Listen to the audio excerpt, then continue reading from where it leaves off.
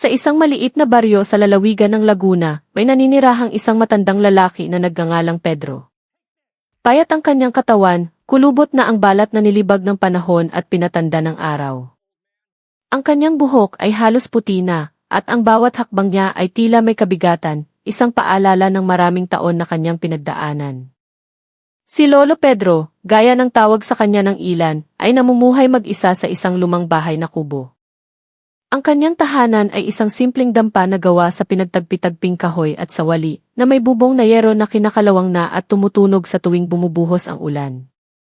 Ang bakuran ay tinubuan ng matataas na talahib at ligaw na damo. Walang mamahaling kagamitan sa loob, isang papag na yari sa kawayan na may manipis na banig, isang maliit na mesa, at ilang pirasong pinggan at baso na maayos na nakasalansan sa isang sulok ng kusina. Sa sinumang makakakita, malinaw na siya ay isang matandang pulubi na nabubuhay ng mag-isa at salat sa yaman. Sa tuwing siya ay naglalakad sa mga eskinita ng baryo, iisa lamang ang tingin na ibinibigay sa kanya ng mga tao, isang tingin ng paghamak, ng pang-insulto, at madalas ay may kasama pang pabulong na panlalait. Ang mga batang naglalaro sa harapan ng kanilang mga bahay ay madalas magbubulungan habang nakaturo sa kanya. Ayan na si Lolo Pedro, ang matandang pulubi na laging iisa ang suot na damit, bulong ng isang bata. Tingnan mo ang tsinelas niya, malapit ng maputol. Bakit hindi na lang siya bumili ng bago? Sagot naman ng isa, na sinundan ng hagikikan.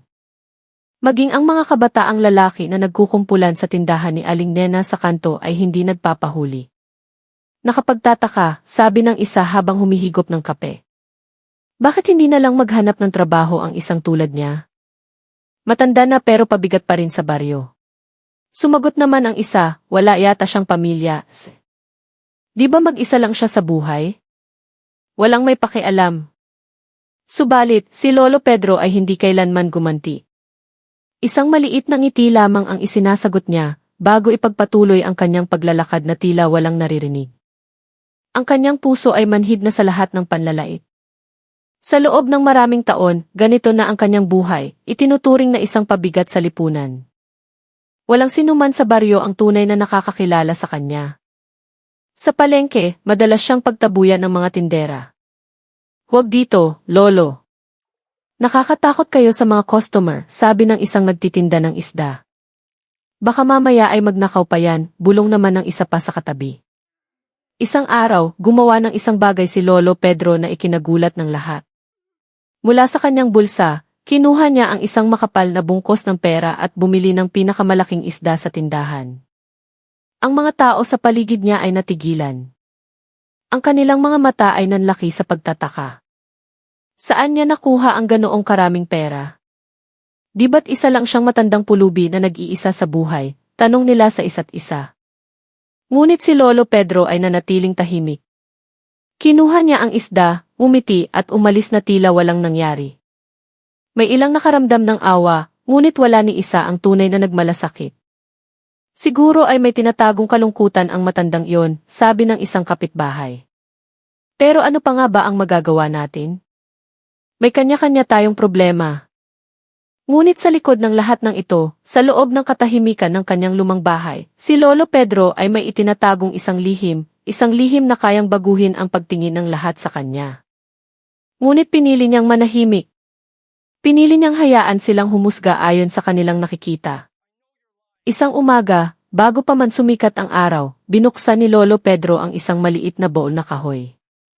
Mula roon, kinuha niya ang isang piraso ng papel na lumana at may kaunting punit sa dulo. Ito ang kanyang passbook sa bangko. Para sa iba, ito ay isang ordinaryong papel lamang, ngunit para kay Lolo Pedro, ito ang katibayan ng isang buhay na hindi nila kailanman pinangarap. Dahan-dahan siyang naglakad palabas ng baryo, umaasang may dumaang jeep o sasakyan na magdadala sa kanya patungo sa lungsod. Ngunit tulad ng dati, ang mga tao ay tinitingnan lamang siya ng may pagtataka. Lolo, saan po ang punta niyo? Manghihingi ng natirang pagkain sa Maynila, sigaw ng isang binatilyo mula sa tindahan na sinundan ng mahinang tawanan mula sa mga kasama nito.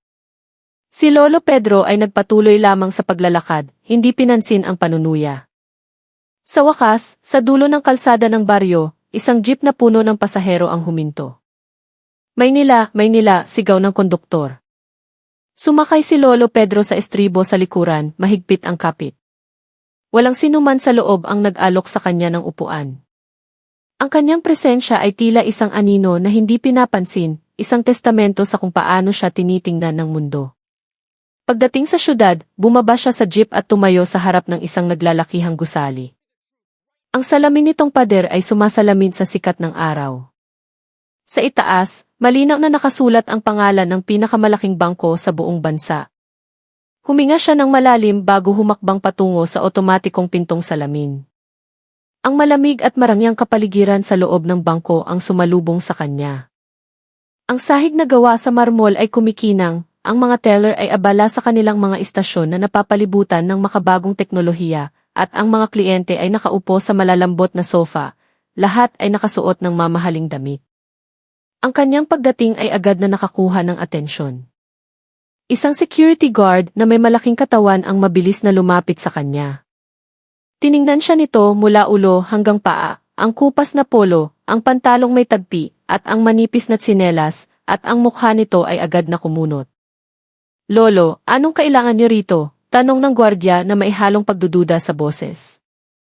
"Gusto ko lang sanang tingnan ang balance ng aking account, iho," mahinahong sagot ni Lolo Pedro, habang ipinapakita ang kanyang lumang passbook. Tiningnan ng gwardiya ang papel ang may pag-aalinlangan, saka muling sinuri ang anyo ni Lolo Pedro. Para sa kanya, sigurado siyang ang matandang ito ay isa lamang pulubi na naligaw. "Tay, hindi po ito lugar para sa mga namamalimos," malamig niyang sabi.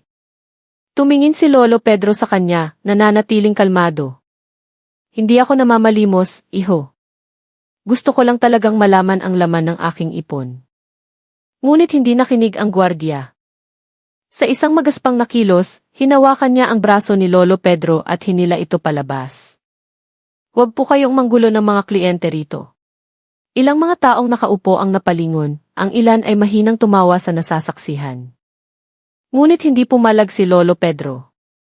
Nanatili siyang nakatayo, ang kanyang tingin ay diretso sa mata ng gwardiya.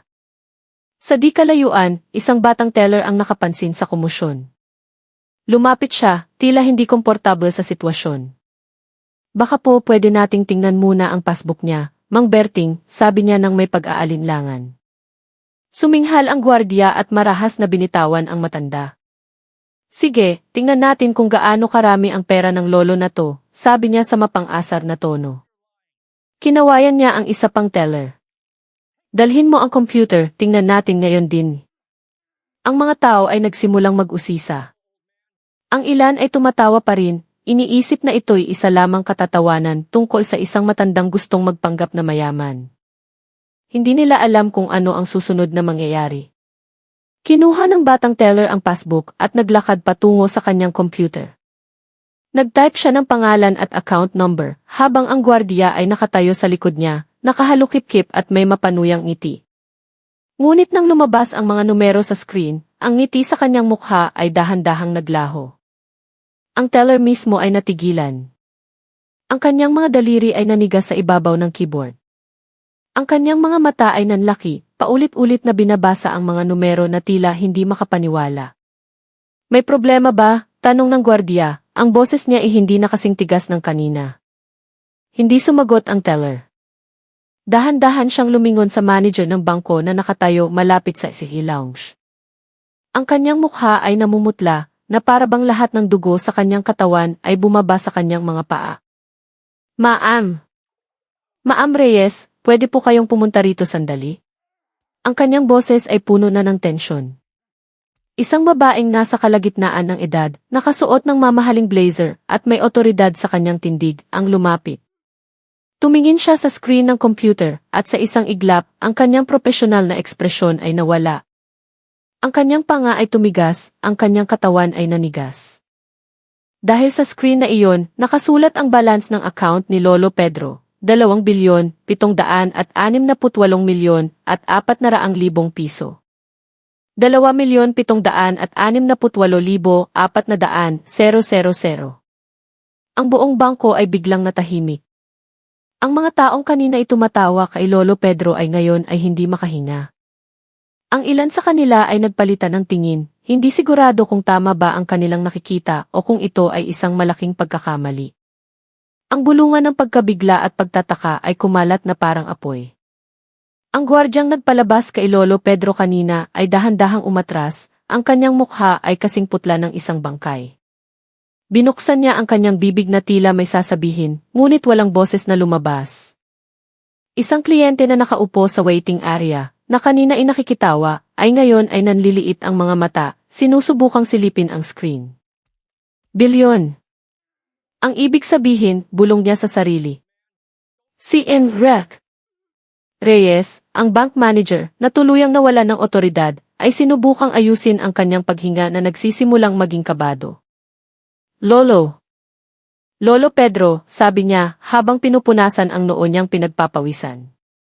Ang gwardyang kanina ay matapang na humihila sa kanya palabas ay ngayon ay nanginginig sa takot.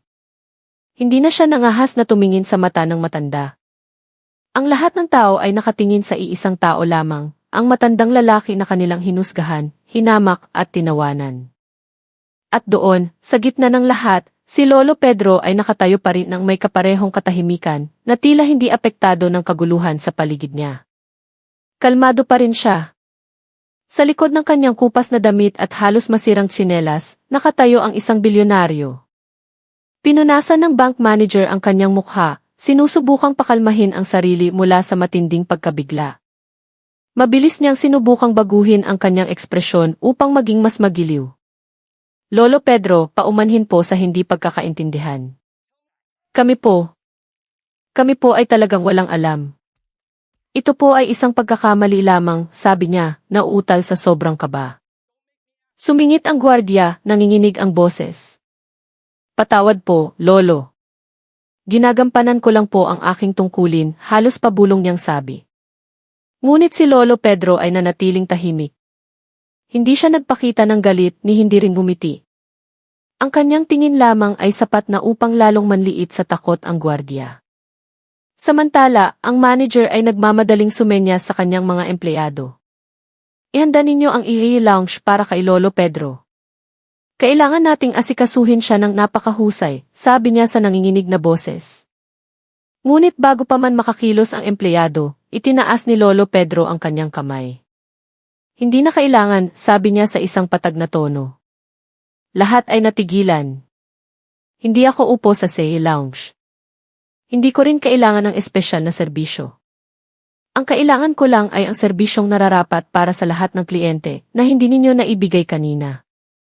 Tumingin si Lolo Pedro sa teller na nakatayo pa ring parang estatwa sa kanyang harapan. Gusto kong i-withdraw ang lahat ng pera ko. Ngayon din ni. Muli ang katahimikan ay bumalot sa paligid. Ang mukha ng manager ay lalong namutla. Ngunit Lolo, napakalaki po ng halagang iyan. Imposibleng makuha sa isang araw. Kailangan po namin ng proseso at paghahanda. Tumingin ng diretsyo si Lolo Pedro sa babae. Ang kanyang tingin ay napakatalim na lalong nagpapawis sa manager. Wala akong pakialam sa mga proseso ninyo. Gusto kong ilabas ang lahat ng pera ko mula sa bangkong ito. Ngayon din ni. Ang pahayag na iyon ay nagpatahimik sa lahat ng empleyado. Kung ang ganoong kalaking pera ay biglang mawawala, ang bangko ay mawawala ng napakalaking liquidity. Napalunok ang manager. Lolo Pedro, pakiusap, pag-isipan niyo po ulit. Maaari po kaming mag-alok ng mas mataas na interes, mas mahusay na serbisyo, kahit anong gusto niyo po, pakiusap niya. Ngunit si Lolo Pedro ay ngumiti lamang. Nasaan ang lahat ng alok na iyan noong pumasok ako rito kanina? Ang tiningnan ninyo ay hindi ako bilang isang kliyente. Ang hinusgahan ninyo ay ang aking pananamit. Hindi siya nakasagot. Hindi ko gustong itago ang pera ko sa isang lugar na nagpapahalaga lamang sa mga tao batay sa kanilang suot na damit, pagpapatuloy niya. Kami po. Susubukan naming pabilisin ang proseso, sa wakas ay sabi ng manager, halos sumuko na. Ang aksyon na iyon ay nagdulot ng malaking kaguluhan. Ang mga tao sa bangko ay naging saksi sa isang pangyayaring hindi nila malilimutan. Isang matandang lalaki na kanilang hinamak ay ngayon ay nagiging sanhi ng posibleng pagbagsak ng isang malaking institusyon.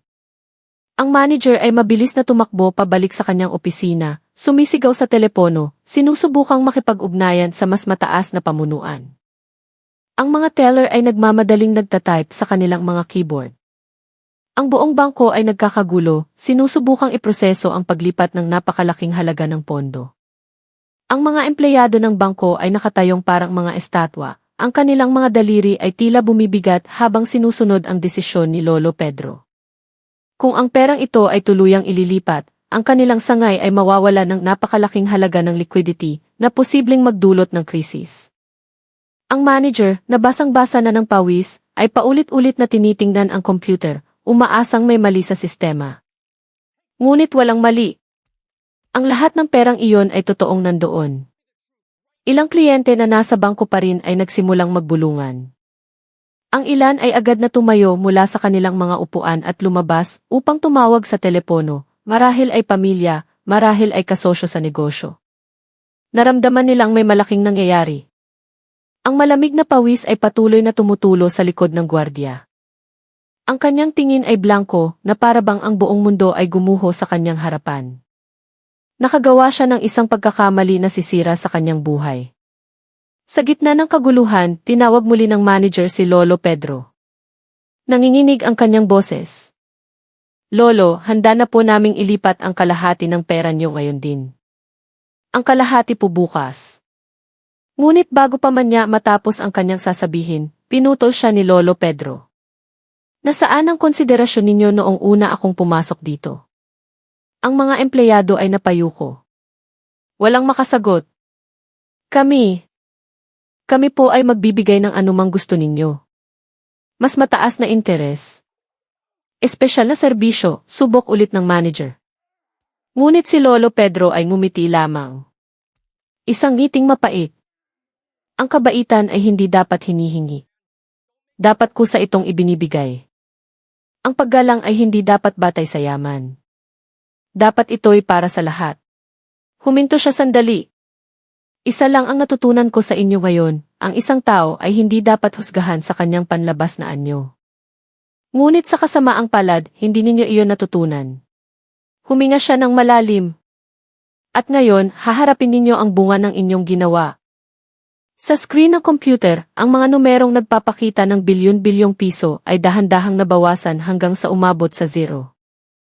Ang mga empleyado ay nagbulungan sa takot na pagtantong nawalan sila ng isa sa kanilang pinakamalaking asset. Minasahe ng manager ang kanyang sentido, ang kanyang mukha ay ganap na nawasak. Nang matapos ang lahat, at ang pera ni Lolo Pedro ay nailipat na, kinuha niya ang kanyang lumang passbook. Dahan-dahan siyang tumalikod at naglakad patungo sa pinto. Ang bawat hakbang niya ay mabigat, ngunit puno ng dignidad. Walang nangahas na magsalita. Walang nangahas na manlait. Sila ay mga saksi sa isang tahimik na paghihiganti, isang paghihiganti na hindi ginamitan ng dahas, kundi ng katotohanan. Lumabas siya, at sa loob ng marangyang bangkong iyon, ang naiwan lamang ay katahimikan, takot, at isang pagsisisi na hindi na nila kailanman mabubura. Maliwanag ang sikat ng araw sa syudad nang humakbang si Lolo Pedro palabas ng bangko. Ang hangin ay marahang humihip, tinatangay ang mga alaalang iniwan niya sa loob. Hindi siya lumingon. Para sa kanya, tapos na ang kanyang pakikipag-ugnayan sa bangkong iyon. Ngunit ang mga tao sa loob, ngayon pa lang nila napagtanto na ang kanilang buhay ay hindi na magiging pareho. Samantala, sa loob ng naglalakihang gusali, ang tensyon ay nananatili. Ang mga empleyado ay nagbubulungan, hindi makapaniwala sa lahat ng nangyari. Ang manager ay nakatayo pa ring parang bato sa kanyang pwesto. Ang mga empleyadong kanina ito matawa kay Lolo Pedro ay nagsimulang manginig na pagtantong nawalan sila ng isang kliyente na maaaring magbago ng kanilang kapalaran.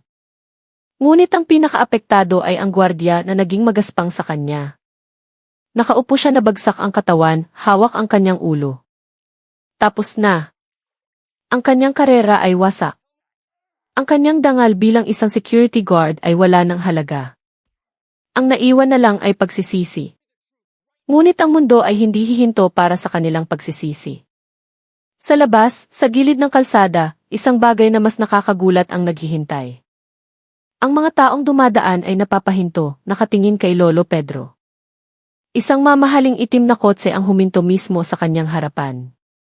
Ang driver, isang lalaking nasa kalagitnaan ng edad na nakasuot ng malinis na uniforme, ay mabilis na lumabas at yumuko ng may buong paggalang.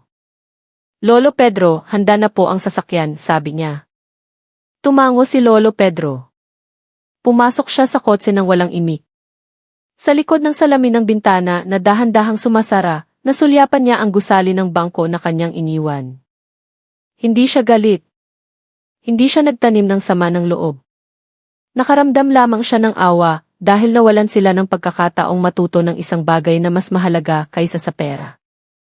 Ang kotse ay marahang umandar, iniiwan ang bangko sa likuran. At sa marangyang gusaling iyon, ang naiwan lamang ay ang pagkawasak na hahabol sa kanila habang buhay. Habang ang mamahaling sasakyan ay papalayo sa magulong sentro ng lungsod, si Lolo Pedro ay tahimik na nakaupo sa likuran. Ang kanyang mga kamay ay nakapatong sa kanyang kandungan, ang kanyang mga mata ay nakatingin sa labas ng bintana, pinagmamasdan ang mga gusali at kalsada na kanilang dinadaanan. Napaisip siya. Hindi niya ginusto ang nangyari kanina, ngunit iyon ang resulta ng isang lipunang masyadong mabilis humusga. Kung sana'y nakita nila ang higit pa sa kanyang panlabas na anyo. Ang driver, na nakatingin sa rearview mirror, ay napansin ang kalmadong ekspresyon ni Lolo Pedro. Lolo, diretso na po ba tayo sa baryo? Magalang niyang tanong. Huminga ng malalim si Lolo Pedro. Hindi, maikli niyang sagot. Dalhin mo ako sa opisina ng abogado. Tumango ang driver at agad na iniba ang direksyon. Ilang minuto ang lumipas, huminto ang kotse sa harap ng isang elegante, ngunit simpleng gusali ng opisina. Isang gintong plaka na may nakasulat na Santos Law Office, Attorney Ricardo Santos, ang nakasabit malapit sa pinto. Isang matandang lalaki na nakasalamin at nakasuot ng simpleng barong ang sumalubong sa kanya. Lolo Pedro, matagal na rin mula noong huli tayong nagkita, bati ni Attorney Santos na may ngiti. Ngumiti si Lolo Pedro. May kailangan akong asikasuhin, Ricardo. Ano po yun, Lolo? Binuksan ni Lolo Pedro ang isang maliit na bayong na dala niya. Sa pagkakataong ito, hindi passbook ang kanyang inilabas, kundi mga dokumento, mga titulo ng lupa na nakapangalan sa kanya. Gusto kong bilhin ang lahat ng bakanting lupa sa ating baryo, sabi niya. Nagulat si Attorney Santos. Lahat po? Ngunit bakit? May plano ako. Pero Lolo, malaking lupain po iyon. Mangangailangan iyan ng malaking pondo, sabi ni Attorney Santos. Ngumiti si Lolo Pedro. Hindi iyon problema. Naintindihan ni Attorney Santos. Masusunod po. Ako na po ang bahala. Isinandal ni Lolo Pedro ang kanyang likod sa upuan. Matagal na niyang napagdesisyonan ito. Ang mga taong humamak sa kanya, ang mga taong nagpabaya sa kanya, ay makakatikim ng kanyang pagbabago. Hindi sa pamamagitan ng galit o paghihiganti, kundi sa pamamagitan ng isang pagbabagong hindi nila malilimutan. Ilang araw matapos ang kanyang pagbisita sa abogado, ang maliit na baryo kung saan nakatira si Lolo Pedro ay ginulantang ng balita. Ang mga tao ay nagbubulungan sa palengke, sa tindahan, maging sa bulwagan ng barangay. Narinig niyo ba? May isang mayamang tao raw na bumibili ng maraming lupa sa baryo natin. Sino raw? Hindi ko alam pero malaki raw ang ibinabayad. Hanggang sa isang araw, lumabas ang pangalan, Pedro. Ang mga tao ay natahimik at pagkatapos ay humalakha. Impossible. Si Lolo Pedro. Iyong matandang pulubi na halos maputol na ang tsinelas? Paano siya makakabili ng lupa? Ngunit habang lumilipas ang mga araw, ang katotohanan ay hindi na maitago. Ang mga taong dati hindi pumapansin kay Lolo Pedro ay ngayon ay nagkukumpulan sa kanyang bahay. Hindi sila makapaniwala.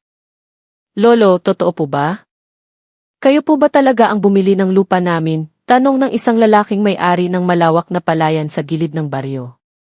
Tiningnan siya ni Lolo Pedro nang may bahagyang ngiti. Ako nga. Halos matumba ang lalaki sa gulat. Pero, saan po kayo kumuha ng pera? Nanginginig niyang tanong. Hindi sumagot si Lolo Pedro.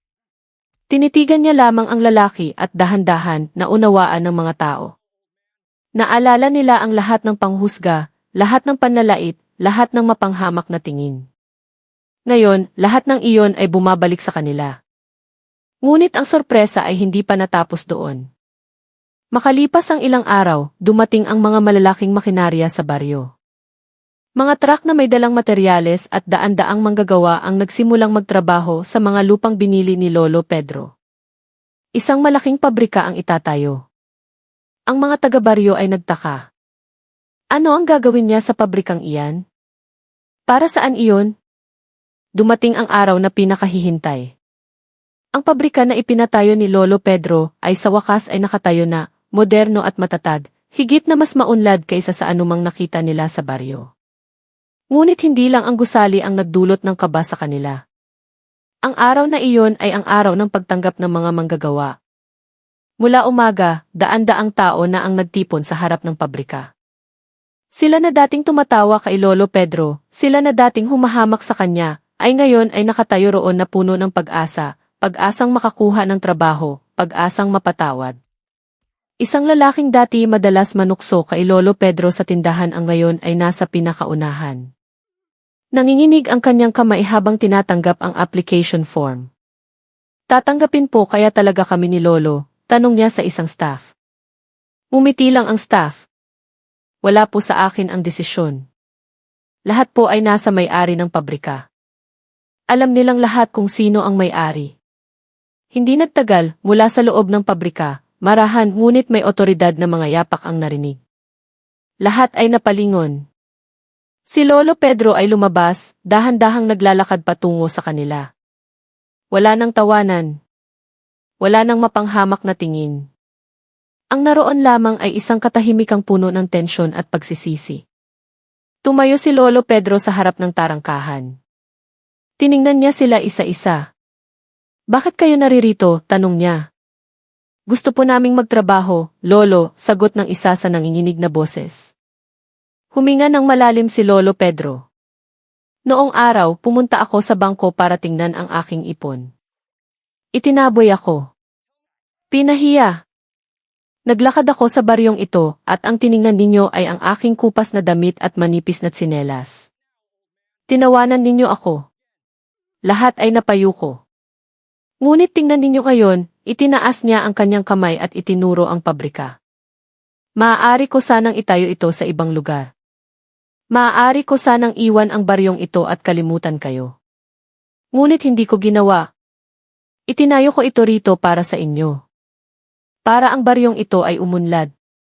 Para kayong lahat na dati ihumamak sa akin ay magkaroon ng pagkakataon. Isang lalaki ang lumuhod at nagsimulang umiyak, nahihiya sa kanyang mga ginawa. Ngunit hindi ako malupit, pagpapatuloy ni Lolo Pedro. Hindi ako nagtatanim ng galit. Ang gusto ko lang ay isang bagay na matuto kayo. Bukas, ang pabrikang ito ay magbubukas. Lahat kayo ay tatanggapin kong magtrabaho. Isang sigaw ng kagalakan ang umalingaw-ngaw. Ngunit pinatahimik sila ni Lolo Pedro. Sa isang kondisyon, mula ngayon, ituturing ninyo ang bawat tao ng may paggalang, anuman ang kanilang itsura. Lahat ay tumango. Sa pagkakataong ito, hindi na nila sasayangin ang pagkakataon. Ang araw na iyon ang naging simula ng pagbabago. Ang mga taga-baryo na dati ihumahamak kay Lolo Pedro ay ngayon ay masisipag na nagtatrabaho sa kanyang pabrika. Ang dating tumatawa ay ngayon ay nasa ilalim ng kanyang pamumuno. Ngunit hindi kailanman naging mayabang si Lolo Pedro. Sa paglipas ng panahon, ang baryo ay umunlad. Ang ekonomiya ay bumuti at sa gitna ng lahat, si Lolo Pedro ay nanatiling simple. Suot pa rin niya ang kanyang lumang damit at bagamat bago na ang kanyang sinelas, ang kanyang pagiging simple ay nanatili. Isang hapon, habang siya ay nakaupo sa labas ng kanyang lumang bahay, isang bata ang tumakbo palapit sa kanya, may dalang isang pirasong bibingka. Lolo, galing po ito kay nanay. Salamat po dahil tinulungan niyo si tatay na magkatrabaho, sabi ng bata. Ngumiti si Lolo Pedro at tinanggap ito. Salamat, iho. Tumingin ang bata sa kanya nang may paghanga. Lolo, totoo po bang dati kayong mayaman? Tumawa si Lolo Pedro. Ang tunay na yaman, iho, ay wala sa pera. Nasa puso. Ang kanyang kwento ay naging isang alamat sa baryo, isang paalala tungkol sa dangal, kabutihan, at kung paano maaari